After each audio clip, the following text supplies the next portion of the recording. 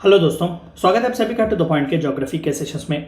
पिछले 2 चैप्टर्स में हमने major classification of soils in India देखा और उनके लोकेशंस के बारे में हमने बात किया हुआ था और हमने अलुवियल, लैटरेट, रेड, ब्लैक सॉइल्स जैसे अलग अलग टाइप ऑफ सॉइल्स के बारे में, उनके कैरेक्टरिस्टिक्स और खासकर इंडिया में उनका लोकेशन कहाँ पर है इसके बारे में हमने ब्रीफली देखने की कोशिश की। आज के इस चैप्टर में हम जानेंगे कि सॉइल डिग्रेडेशन के कॉजेस क्या हैं और सॉइल को किस तरीके से हम कंजर्व कर सकते हैं, इन सभी के बारे में आज का हमारा चैप्टर। तो आइए शुरू करते हैं। Major causes of soil degradation. देखिए, हमने ऑलरेडी सॉइल डिग्रेडेशन के बारे में हमने प्रीवियस चैप्टर्स में कई बार पढ़ा हुआ है। हमने देखा भी एरोजन वगैरह की वजह से, विंड्स वगैरह की वजह से, फ्लैश फ्लड्स वगैरह की वजह से सॉइल जो है वो कहीं ना कहीं एरोड होता है, डिग्रेड वगैरह होता है। तो आइए इसके बारे में थोड़ा बहुत और जानकारी हासिल करने की कोशिश करते हैं। सॉइल एरोजन, तो main agents of soil halogen 4 हैं। सबसे पहला तो वाटर, हमने रनिंग वाटर के बारे में भी देखा और हमने ग्राउंड वाटर के बारे में भी देखा। दूसरा जो है वो विंड, यानी कि running air is nothing but wind, moving air is nothing but wind. ये भी हम कई बार रॉक के पार्टिकल्स वगैरह ले जाती है और कई बार डिपॉजिट करती है। और तीसरा जो है वो है वेव्स, जो कि ज़्यादातर हमें ओशंस वगैरह में देखने को मिलते हैं। और चौथा जो है ग्लेशियर्स के मेल्टडाउन वगैरह हो जाने से भी सॉइल डिग्रेडेशन होता है। तो ये 4 इंपॉर्टेंट फैक्टर्स हैं सॉइल एरोजन के लिए। तो इससे कॉन्सिक्वेंसेस क्या होंगे? सॉइल अगर एरोड होगा, डिग्रेड होगा, तो इससे कॉन्सिक्वेंसेस क्या होंगे? Fertility of the top soil will be lost. Fertility अगर जाएगी सॉइल की तो क्या होगा? बस क्रॉप्स वगैरह नहीं उगेंगे, प्लांट्स वगैरह जो है वहाँ पर नहीं उगेंगे। भूखमरी से जो है इंसान और जानवर दोनों ही मर जाएंगे। Hardly there would be any life on planet earth. तो जाहिर सी बात है कि डायरेक्टली और इनडायरेक्टली सॉइल की फर्टिलिटी को मेंटेन करना बहुत ही ज़रूरी है ह्यूमैनिटी और एनिमल लाइफ के सर्वाइव होने के लिए। क्योंकि हमने पिछले चैप्टर में ये देखा कि फर्टिलिटी बहुत ही ज़रूरी होती है। जहाँ पर ऑर्गेनिक कंटेंट अच्छा होता है वहाँ पर क्रॉप्स, प्लांट्स वगैरह का ग्रोथ अच्छा होता है, और जहाँ पर ऑर्गेनिक कंटेंट कम, जहाँ पर सॉइल की फर्टिलिटी कम, वहाँ पर प्लांट्स का, क्रॉप्स का ग्रोथ होना नामुमकिन है या फिर बहुत ही कम होता है। तो टॉप सॉइल फर्टिलिटी अगर जाएगी तो कुछ बचेगा ही नहीं वहाँ पर। दूसरा जो है nutrient content will decline as they are washed away by erosion. भाई अच्छी बात है कि प्लांट्स वगैरह वहाँ पर ग्रो हो रहे हैं, लेकिन कितना न्यूट्रिएंट कंटेंट उन्हें मिल रहा है? प्लांट्स के अच्छे ग्रोथ होने के लिए, क्रॉप के अच्छे ग्रोथ होने के लिए कितना न्यूट्रिएंट जो है वो सॉइल दे रहा है? Again this is also directly और indirectly related with the fertility of the soil. तो जितने अच्छे न्यूट्रिएंट उस सॉइल में, उतना ही अच्छा ग्रोथ वहाँ के प्लांट्स का या फिर क्रॉप्स का होता है। Underground water level will be reduced. अब जाहिर सी बात है कि अंडरग्राउंड वाटर जो है कहीं ना कहीं सीप होकर ही अंदर आता है। यानी कि हमने जैसे कि देखा कि रेनफॉल का वो जो वाटर है वो ग्राउंड पर आता है, या फिर जो रिवर वाटर वेव्स की तरह, या फिर अलग अलग फ्लैश फ्लड्स वगैरह की तरह जो इस सॉइल पर, इस लिथोस्फीयर पर जो फ्लो होता है वो कहीं ना कहीं इसी ग्राउंड वाटर की तरह बनता है। यानी कि वो लेयर बर लेयर नीचे सीप होता है और as a ground water table वो फॉर्म होता है। अगर यहाँ पर सॉइल की फर्टिलिटी अच्छी नहीं है तो वाटर जो है वो कहाँ से सीप होगा? अगर सीप होगा भी तो यहाँ पर किस तरीके से सॉइल उसे रिटेंशन में काम करेगा, यानी कि किस तरीके से वाटर रिटेंशन होगा? अगर सॉइल की फर्टिलिटी नहीं है तो सनराइज अगेन जो है डायरेक्टली हीट बढ़ा देंगे और अगेन वाटर वेपर की तरह वो जो है इवोपरेट हो जाएगा। तो ग्राउंड वाटर लेवल भी जो है रिड्यूस हो जाएगा। Loss of vegetation and habitat. Ultimately जो सबसे बड़ा रिजल्ट हमें जो मिलेगा वो यही है, वेजिटेशन का लॉस होगा। वहाँ पर किसी तरीके के क्रॉप्स वगैरह नहीं उगेंगे, प्लांटेशंस वही नहीं होंगे, और इंसानी हैबिटेट वहाँ पर जानवरों का हो या फिर इंसानों का हो, वहाँ पर दिखना नामुमकिन है। Decline of soil fertility. तो सॉइल की फर्टिलिटी किस तरीके से डिक्लाइन हो सकती है? Frequent cropping. देखिए अगेन 3 मेजर क्रॉपिंग सीजन्स होते हैं, खरीफ, रबी और जायद। इससे ज़्यादा अगर आप क्रॉपिंग के सीजन्स रखेंगे, ऑफ कोर्स नेचुरली तो ये पॉसिबल नहीं है, लेकिन फिर भी अगर आप फ्रीक्वेंटली बार बार अगर अपने लैंड को टिल करेंगे, क्रॉप करेंगे, तो वहाँ पर फर्टिलिटी बिल्कुल जो है खो जाएगी। क्योंकि जाहिर सी बात है कि जब हम क्रॉप को बोते हैं या फिर सॉइल को टिल करते हैं तो जाहिर सी बात है कि अगेन हमें थोड़ा बहुत टाइम देना पड़ता है उस सॉइल को रिचार्ज, रिवाइटलाइज करने के लिए। अगर आप इमीडिएटली जो है विद इन फ्यू डेज और विद इन फ्यू मंथ्स आप इमीडिएटली अगेन नए क्रॉप के साथ जाएंगे तो फर्टिलिटी जो है वो बुरी तरीके से मार खाएगी सॉइल की। Unscientific rotation of crops. कई बार जो क्रॉप रोटेशन हम करते हैं, अलग अलग जो क्रॉप्स हम एक ही लैंड में जो उगाते हैं, कई बार अनसाइंटिफिक तरीके से भी इस तरीके का क्रॉप रोटेशन करना कई बार सॉइल की फर्टिलिटी पर मार खाता है।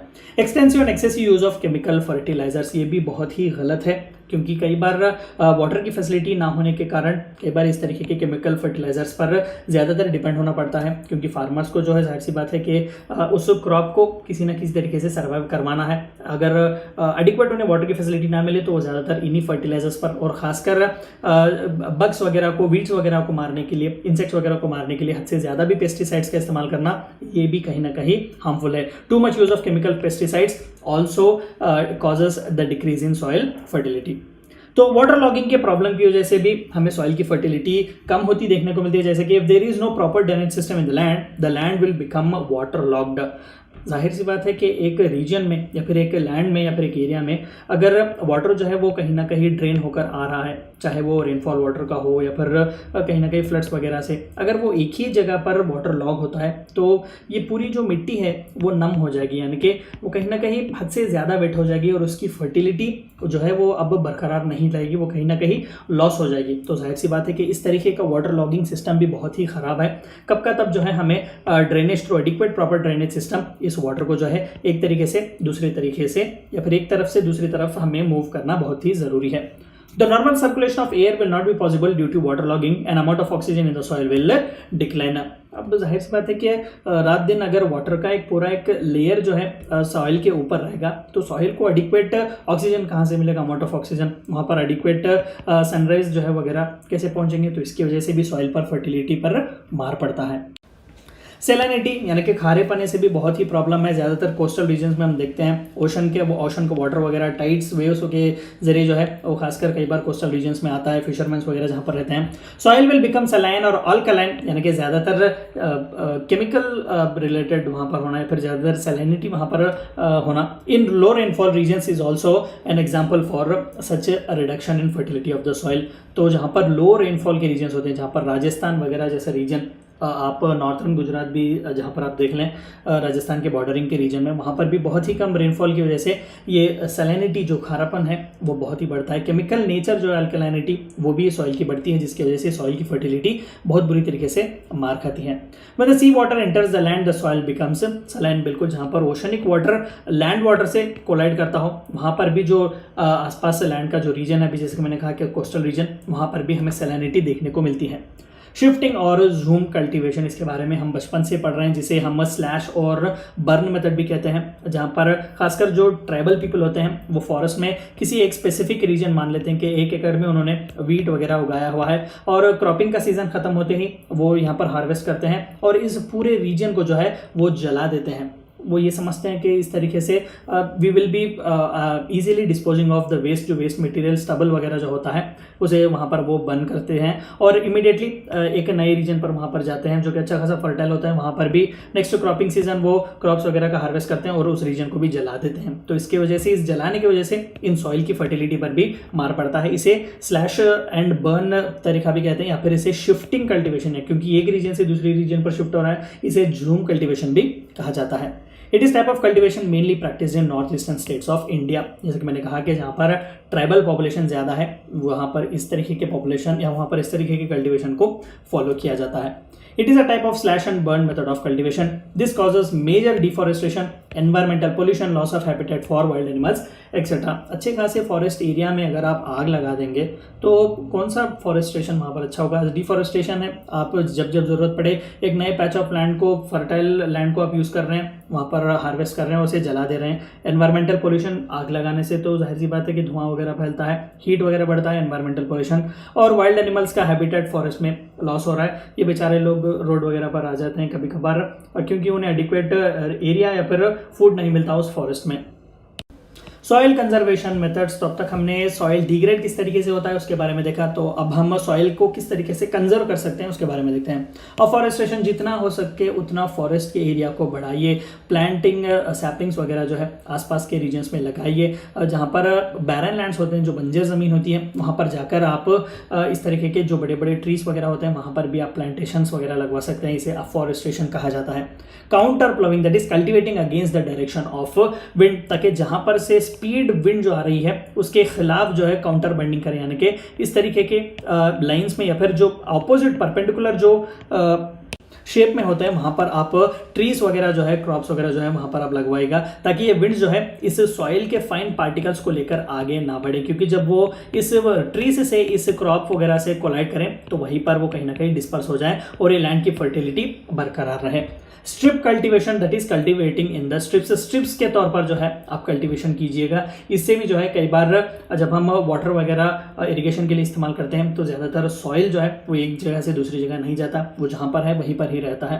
Flood control by government initiatives, floods are again one of the most important factors for soil degradation. तो जितना आप फ्लड कंट्रोल करेंगे उतना ही आप सॉइल की फर्टिलिटी भी कंजर्व कर सकेंगे। ऑर्गेनिक फार्मिंग, जैसे कि हमने कहा कि पेस्टिसाइड्स, फर्टिलाइजर्स का इस्तेमाल जितना कम कर सके उतना ही अच्छा है, क्योंकि इससे सॉइल की फर्टिलिटी पर बहुत ही बुरा असर पड़ता है। तो ऑर्गेनिक फार्मिंग का इस्तेमाल कीजिएगा, खाद मैन्यूर जिसे हम कहते हैं वो इस्तेमाल कीजिएगा in place of chemical fertilisers and pesticides. और आखिर में कंट्रोल और रिस्ट्रिक्ट शिफ्टिंग कल्टीवेशन, जो आसपास के ट्राइबल रीजन्स के लोग हैं वहाँ पर जाइएगा, उनमें अवेयरनेस पैदा कीजिएगा कि इस तरीके से जो आप करते हैं it is not just getting away by cleaning a patch of land, आप जो है एनवायरमेंटल पोल्यूशन भी कर रहे हैं, उस रीजन की फर्टिलिटी को भी मार पड़ रहा है। And again you are the very one who is getting loss because of this, क्योंकि आपका हैबिटेट जा रहा है वहाँ पर, वाइल्ड एनिमल्स भी इफेक्ट हो रहे हैं, और अगेन आप उस लैंड को फिर से इस्तेमाल नहीं कर सकते क्योंकि वो अब इनफर्टाइल है, वहाँ पर फर्टिलिटी नहीं है। Construction of proper drainage system, water logging की वजह से जो प्रॉब्लम के बारे में हमने बात की हुई थी, आप स्पेसिफिक ड्रेनेज सिस्टम बनवाइएगा ताकि वाटर जो है कहीं पर भी हद से ज़्यादा एक जगह वाटर लॉग होकर ना रहे, फ्रीली जो है मूव होते रहे। लेवलिंग ऑफ गलीज, रिवराइंस एक्सेट्रा, ये भी बहुत ही ज़रूरी है। शीट इरोजन, गली इरोजन वगैरह के बारे में हमने बात किया, तो इस तरीके के गलीज वगैरह जहाँ पर भी है जहाँ से वाटर इजीली सीप होता है उन्हें बंद कर दीजिएगा, उन्हें लेवल कर दीजिएगा, ताकि जहाँ पर जो सॉइल है वहीं पर ही रुक जाए। Control of chemical fertilizers and pesticides in the markets, proper awareness about the need of conservation, एक मैसिव जो है अवेयरनेस की बहुत ही ज़रूरी है, not just from side of government but also as a common citizens. हमें भी चाहिए कि हम ज़्यादातर जो फार्मर्स अनपढ़ होते हैं, अनएजुकेटेड होते हैं, उनके पास जाएं, उन्हें साइंटिफिक तरीकों के बारे में बताएं, उन्हें एनवायरमेंट पोल्यूशन के बारे में, इस तरीके के सॉइल कंजर्वेशन के बारे में बताएं। तो जाहिर सी बात है कि तिनका जोड़कर ही कहीं ना कहीं हम समंदर बना सकते हैं।